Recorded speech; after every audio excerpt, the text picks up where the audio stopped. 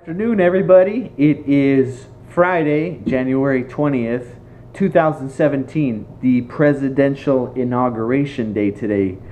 The Trumpster is going to become our president in about, actually, I think he's probably already been sworn in. I think he was getting sworn in at noon Eastern time, 9 a.m. California time, and it's already 9:30 actually. So he's actually our president already. So regardless of how you feel about that politically, we can all agree, I imagine, that we hope that he will do good things for our country and that the country will prosper and survive the next 4 years.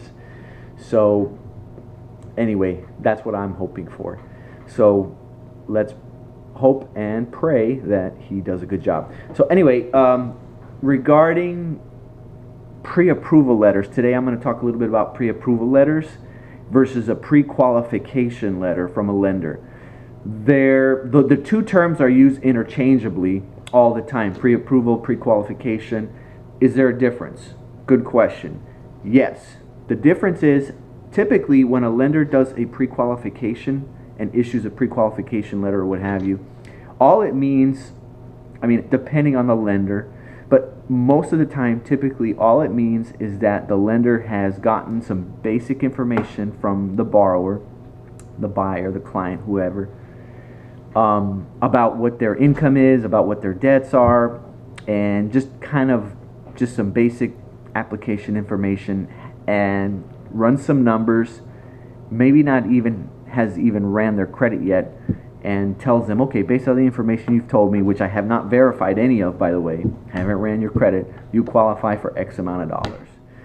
And that's what a pre-qualification in reality really is most of the time. And is that sufficient for most people? No, because it doesn't really mean much.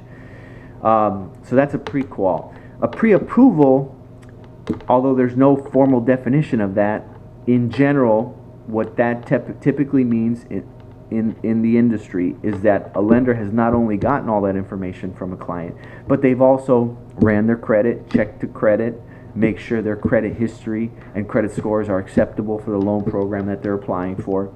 It also means that the loan officer has actually collected the client's income documentation, their W-2s, their pay stubs, their bank statements, their tax returns, any other supporting documentation we'd need to get in order to get final approval on their loan.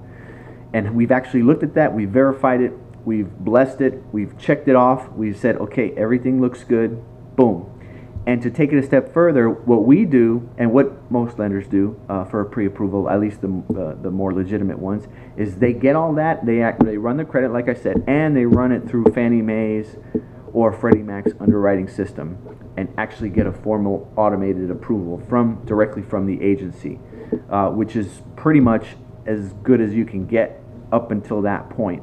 The only other step you could really take after that would be to actually hand the file over to an actual underwriter, and the underwriter reviews everything and actually issues an underwriting approval with conditions.